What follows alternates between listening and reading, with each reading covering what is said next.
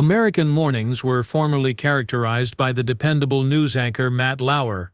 However, his ascension was followed by a notorious fall from grace due to shocking misconduct charges and unsettling anecdotes involving NBC colleagues. I recognize that aspect of Matt. I believe you were all aware of that aspect of Matt. A good colleague, he was considerate, courteous, and giving. Those events have had their greatest influence years later. Not only is what follows unexpected, but it's also the last sentence that permanently ends the chapter. An impoverished start. Matt Lauer was born in New York City on December 30, 1957, marking the beginning of his story. In his early years, ambition and business combined to define him. His father, Jay, was a boutique owner, and his mother, Marilyn, added originality and a personal touch to her work. Robert Lauer, an executive at a bicycle firm, was fully entrenched in the business world. This blend of corporate experience and local entrepreneurship quietly shaped Matt's eventual media career. Matt had a patchwork of experiences growing up, characterized by both challenges and stability. Despite his father's Romanian Jewish ancestry, he was not brought up in any particular religion. Later on, as he thought about marriage and family life, Matt would show an interest in learning more about spirituality. There was a lot of variety in Westchester County, New York. Matt lived in an urban setting as well as a suburb, relocating between locations such as Hartsdale and Chappaqua. Because of this continuous change, he was exposed to a variety of cultures, which would later deepen his reporting style. He gained abilities that served him well in his profession, such as the ability to adjust and welcome change. One memorable aspect of Matt's early years was sharing a home with Tom Carvel, the creator of the well-known ice cream brand. It was a peculiar local feature that added a little more excitement to his early years. Matt's desire to learn about the world and share its tales, which would define his future in journalism, stayed the same despite all the changes. Matt Lauer has many fascinating memories from his early years. Living adjacent to the well-known ice cream tycoon Tom Carvel was one that caught our attention. Frequently, Matt would enjoy snacks while playing in Carvel's vehicle. Frozen flying saucers, perhaps. Matt grew up in Westchester County, New York, and went to numerous local schools with his sister. The frequent moves and novel encounters influenced his eventual personality.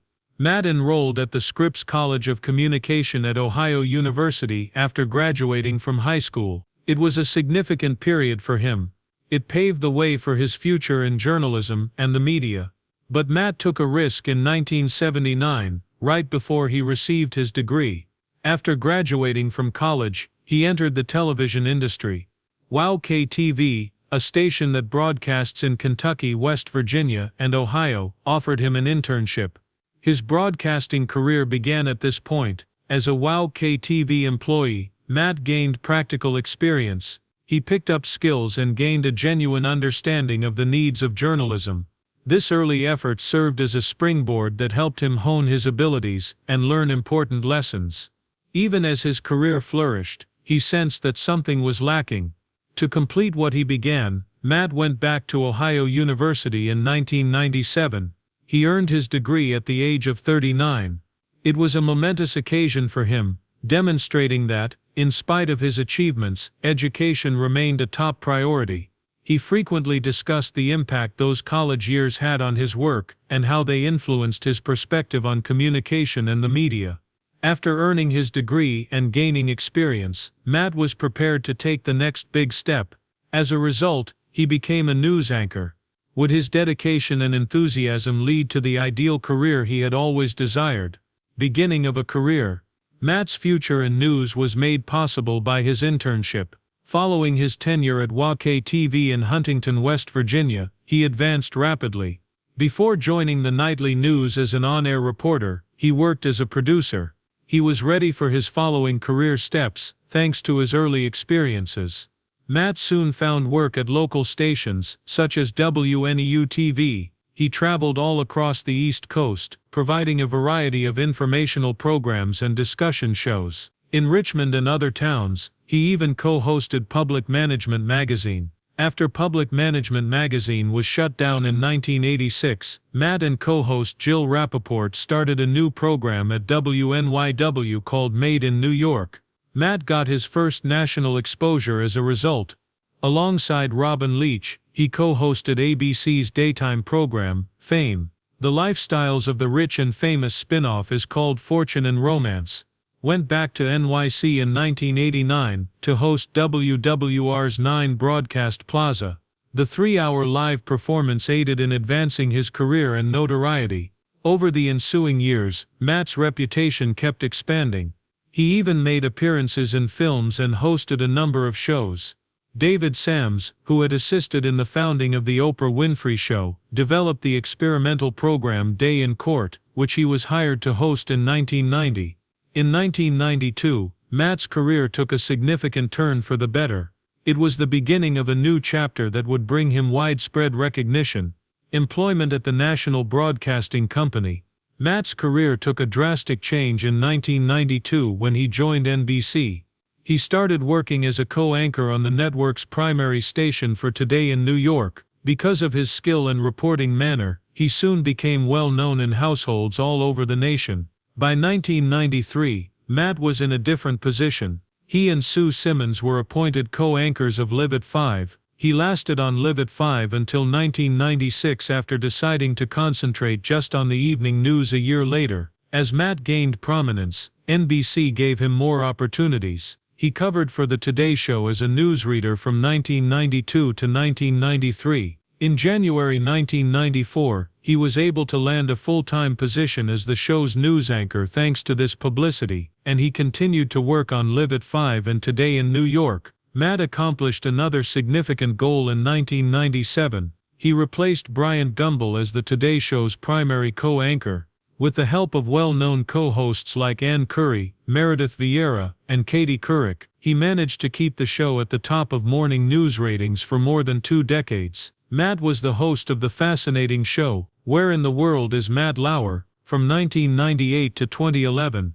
Motivated by the well-known game Where in the World is Carmen Sandiego, he traveled the world thanks to this feature, from places including the Great Wall of China, the Panama Canal, Easter Island and Bhutan. His status as a leading news broadcaster was cemented when he covered important events like the Olympics and presidential campaigns. Matt Lauer's career was filled with notable events and challenging interviews, and dispute over postpartum depression and psychotherapy resulted from his discussion with Tom Cruise in June 2005. Even made a call to Matt Glib. Cruise later expressed regret over the exchange in 2008. Matt was able to interview Prince William and Prince Harry in 2007. 10 years had passed since the death of their mother, Princess Diana. At the time of this interview, he co-hosted NBC's live broadcast of the Macy's Thanksgiving Day Parade that year, which was a beloved spectacle that millions of people watched. At times Matt also took on the role of actor.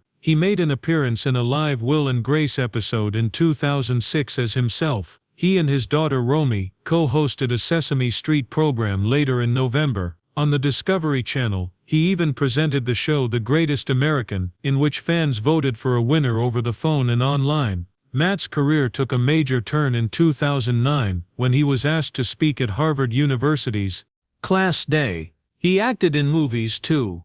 He portrayed himself in the 2009 film Land of the Lost and starred in the 2011 film The Beaver. Matt even did a reporter voiceover. Hark Hansen in the animated film Follow That Monkey, Curious George 2. He carried on Katie Couric's history of appearing at the opening ceremonies of multiple Olympic Games. The 2008 Summer Olympics, 2010 Winter Olympics, 2012 Summer Olympics, 2014 Winter Olympics, and 2016 Summer Olympics were all co-hosted by Matt. His remarks at the 2012 opening ceremonies, however, along with those of Meredith Vieira and Bob Costas, were criticized for being deemed dull and uninformed. Matt revealed a new deal with NBC in 2012, which was said to be worth $25 million a year and ran until 2018. Additionally, it was said that Matt was involved in the decision to fire co-anchor Ann Curry from the Today Show, which was attributed to executive producer Jim Bell and referred to internally as Operation Bambi. Matt assumed a new position at the Winter Olympics in 2014. When Bob Costas was off for a few days due to an eye ailment, he filled in as the evening host. It was a significant event for him. He had another significant interview in November 2015, the following year. Charlie Sheen disclosed his HIV status for the first time when he spoke with him this time. The discussion was revolutionary and garnered international attention. Matt took on yet another task in 2016. Hillary Clinton and Donald Trump were interviewed by him separately for 30 minutes each. Criticism was directed at the interviews. Emphasized Clinton's use of a private email server a lot when speaking with her. His discussion swiftly shifted to other subjects, including veteran difficulties and domestic terrorism. Clinton's replies were deemed inadequate by many observers because of the hurried nature, which prevented in-depth explanations. Additionally, some noted that Matt did not put enough pressure on Trump, especially after Trump said he had opposed the Iraq War from the beginning, a claim that has been strongly disputed by various sources. The criticism was unforgiving.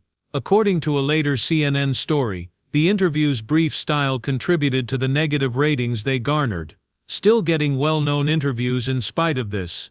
Matt achieved a significant milestone in January 2017, 20 years on The Today Show. The presentation featured some of his most memorable moments as it commemorated his 20 years. With all of the big interviews and great possibilities, it felt like his career was at its height. However, things quickly took a significant turn. A string of scandals surfaced that would permanently change his life and profession. What is the precise fate of Matt Lauer? And what were the results? Intimate accusations. The lengthy tenure of Matt Lauer at NBC appeared to be untouchable. He appeared frequently on The Today Show for more than 2 decades. He appeared to be playing at his best. A lot of people even believed he might launch his own show. But in 2017, things abruptly changed. In 2017, NBC made a startling statement on November 29. Matt Lauer was brought off as The Today Show's co-anchor. The cause, claims that a co-worker engaged in improper behavior during the 2014 Summer Olympics in Sochi. After they got back to New York, this co-worker said the harassment persisted. It was unexpected news. A memo was delivered to the workers by Andrew Lack, the chairman of NBC. It was the first time that a complaint had been made about Matt, he explained.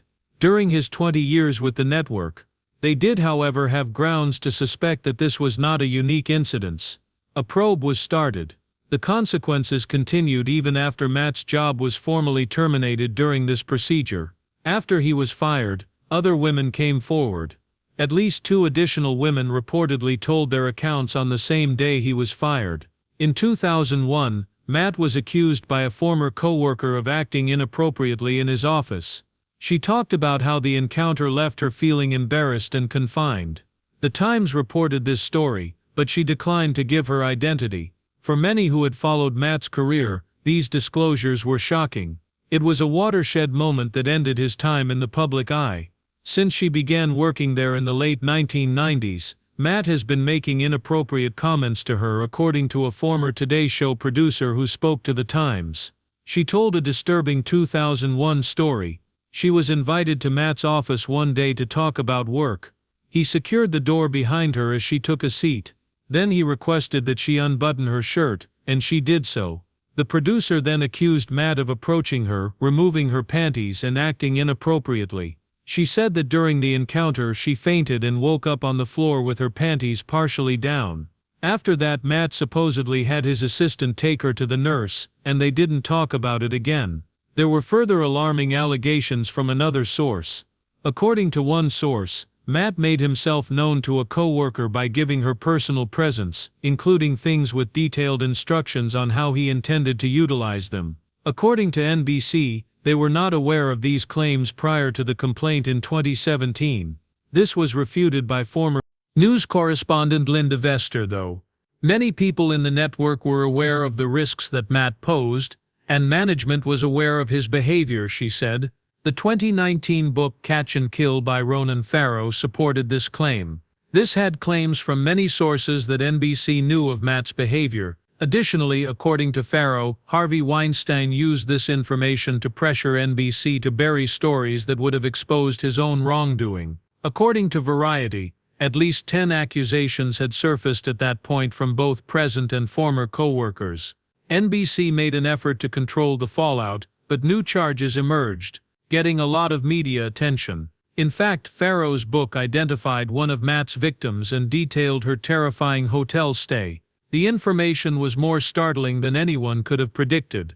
The accusation against Matt made by Brooke Neville's. The most powerful story was that of Brooke Neville's, but several women came forward with charges against Matt Lauer. Neville's was an Emmy-nominated producer who had spent years at NBC. She has a reputation for doing amazing tasks, such as covering the Olympics.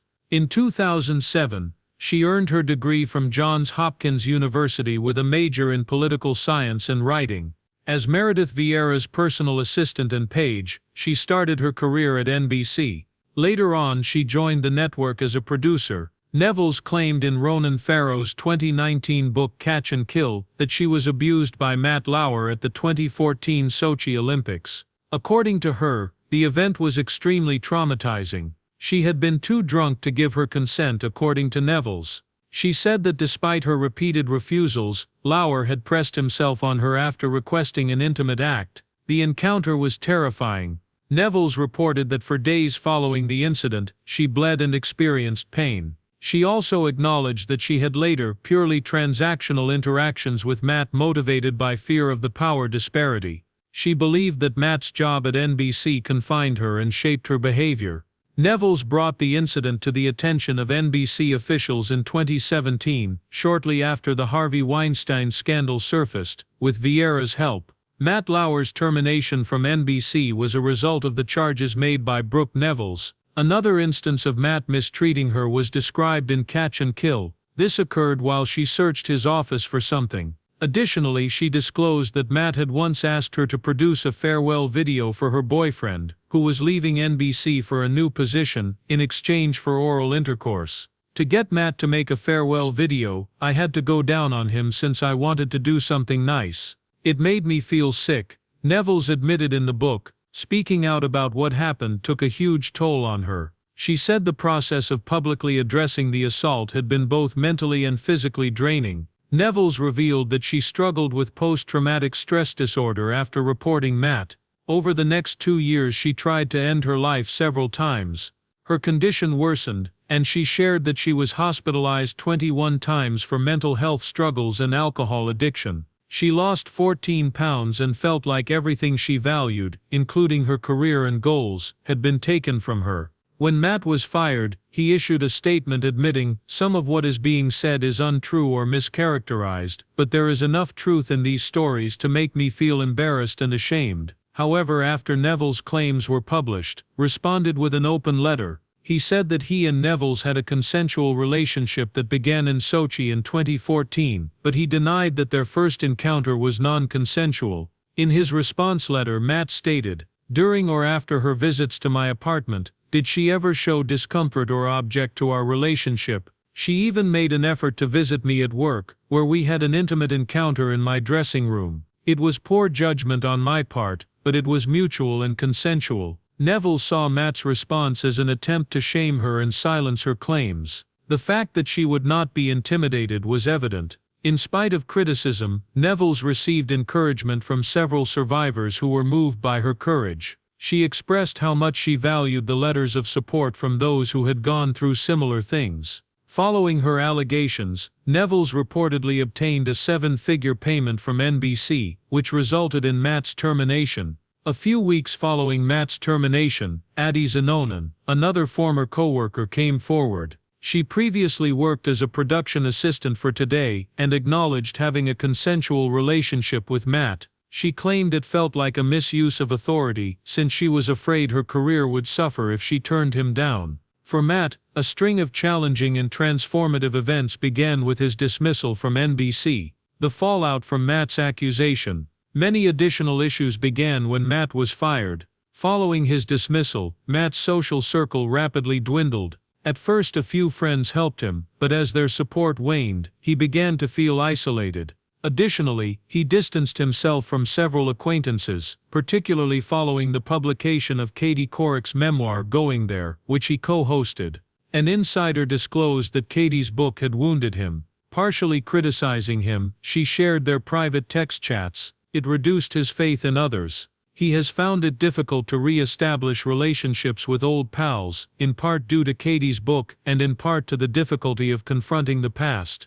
It ruined Matt's standing as a reputable news anchor. From being a well-liked television personality, he became a representation of workplace wrongdoing. He was widely criticized after the public's perception of him abruptly shifted. Many more were motivated to disclose their experiences of harassment and mistreatment when his downfall became a pivotal point in the Toward Me Too movement. Misconduct victims now have greater knowledge and assistance thanks to this cultural shift. The allegations may result in civil lawsuits or other legal issues, even if Matt has not yet been charged with a crime. The repercussions is still continuing strong, and there may be more probes in the works. The controversy had a devastating effect on Matt's personal life in addition to ruining his job. The media is reluctant to give him opportunities because of his past, but his career wasn't the end of it. The scandal's repercussions extended to his personal life, further taxing an already challenging circumstance. In what ways did this scandal impact Matt's personal life and marriage? Matt Lauer has a turbulent personal life, particularly in his marriages. He was divorced without having children from his first marriage, which lasted from 1982 to 1989, and was to TV producer Nancy Alsbaugh. It wasn't until 1997 that Matt went on a blind date with Dutch model Annette Roque. 8 years later, they clicked right away, and Matt proposed after 5 months. In Bridgehampton, New York, on October 3, 1998, they were married.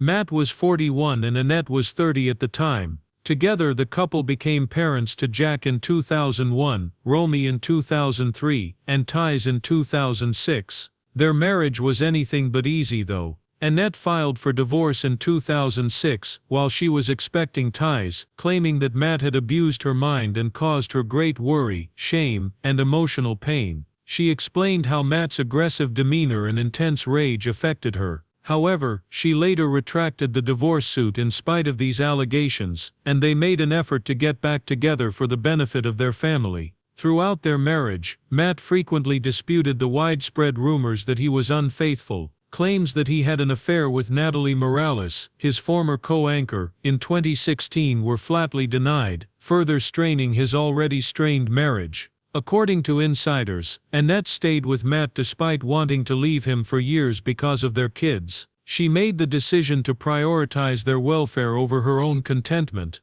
There were long-standing problems in the couple's relationship, according to sources close to them, even before Matt's misconduct scandal made headlines. There were accusations of infidelity because Matt was a ladies' man and was known for his charm. The incident that broke out in 2017 and cost Matt his job only served to validate Annette's long-standing concerns. Following the scandal, the strain on their marriage became too much to bear. In 2018, Annette filed for divorce once more, this time completing the process. The couple's divorce was finalized in September 2019 after reaching a settlement. Both primary custody of their children and a sizable payment, estimated to be over $20 million, were given to Annette, kept his children's support and his visitation rights. The controversy destroyed Matt's personal life in addition to his job. He lost friends and trust, his reputation was permanently ruined, and he was forced to live alone. His actions had a profound effect on his family, as seen by Annette's choice to leave. The fallout was a tough reality check for Matt, one that affected both his family and professional life.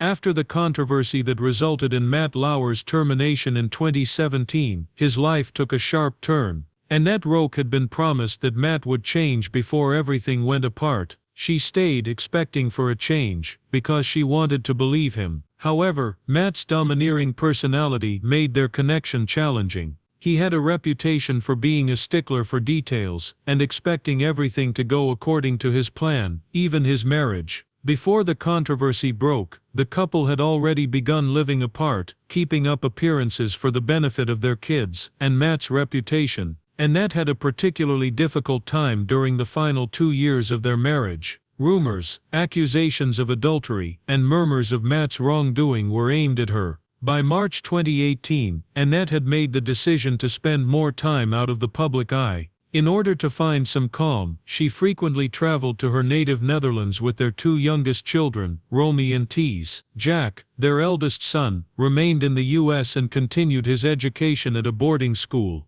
The harm was too great, even though they made an effort to present a united face for their kids. Annette found it intolerable to make public appearances. She quickly became enraged after feeling embarrassed when she understood that there was no turning back. Family sources claim that Annette had had enough and was no longer able to be the helpful wife. The confidence was irreparably broken. Annette formally filed for divorce in July 2019, ending a troubled marriage that had been going on for years. The choice was the culmination of a protracted and agonizing process, rather than an abrupt one. They agreed on shared custody of their children, and Matt agreed to pay Annette almost $20 million as part of their divorce settlement. Despite the importance of this monetary settlement, Annette was more concerned with finding peace and beginning over. Their children were also negatively impacted by the divorce and the scandal. Since Matt's accusations were made public, Jack, Romy and Tees had to cope with the awkward chats with friends and the emotional strain. Their father's behavior became well known, making it difficult for them to navigate social and academic circles. The kids have nevertheless managed to adjust and restore a feeling of normalcy in their lives over time.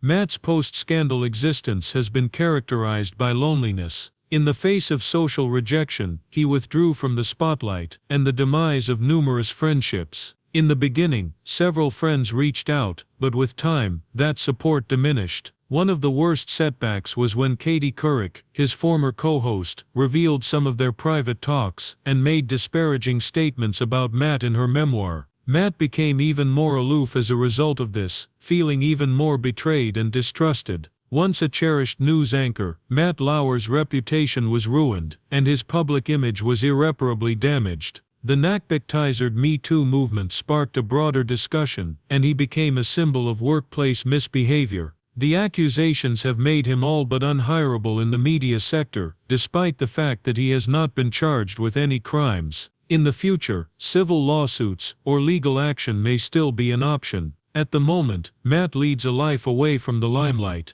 The majority of his time is spent in his Hamptons house, where he tries to keep things somewhat regular. He is actively active in his children's life, while maintaining a low profile, emphasizing family as a means of re-establishing what is left, but his existence now is shaped by the lingering shadow of his previous deeds. Matt now. Compared to his high-profile days as a reporter, Matt Lauer's life is now considerably quieter now that his broadcast career is over. The controversy that cost him his job and his reputation has radically changed his world. His life is now very different from what it was, according to sources. His social circle has changed, and he either finds that his old pals have moved away from him, or pulls away from them. Numerous partnerships were unable to endure the impact of the scandal. Matt found solace and camaraderie in his connection with public relations executive Shamin Abbas. Their romance, which began in 2019, is still going strong, according to those close to them.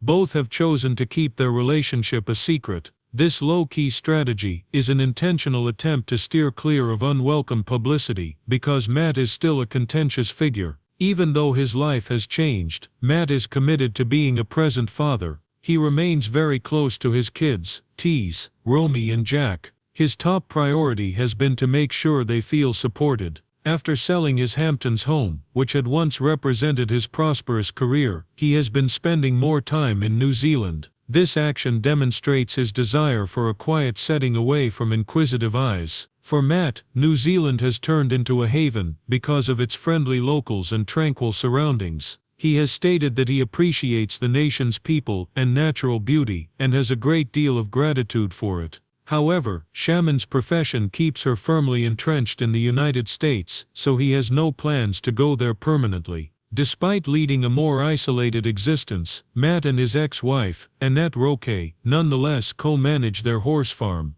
This collaboration demonstrates that they are still somewhat cooperative, in spite of their past and divorce, particularly when it comes to their children's welfare and joint obligations. It's unknown exactly what Matt is working on, but there have been indications that he might be working on new projects. The support of his old friend Bryant Gumbel raises the possibility that Matt still wants to continue pursuing some career goals. Any return to the media or public life, however, is doubtful at this point. Both his professional and personal lives have been impacted by the scandal's protracted and agonizing aftermath. Nevertheless, Matt appears to have attempted to construct a new reality for himself over time. He is working to live a better, more tranquil life away from the spotlight, emphasizing family and personal development. Matt's present trajectory demonstrates an effort to move on, despite the fact that the public may never view him the same way they did in the past.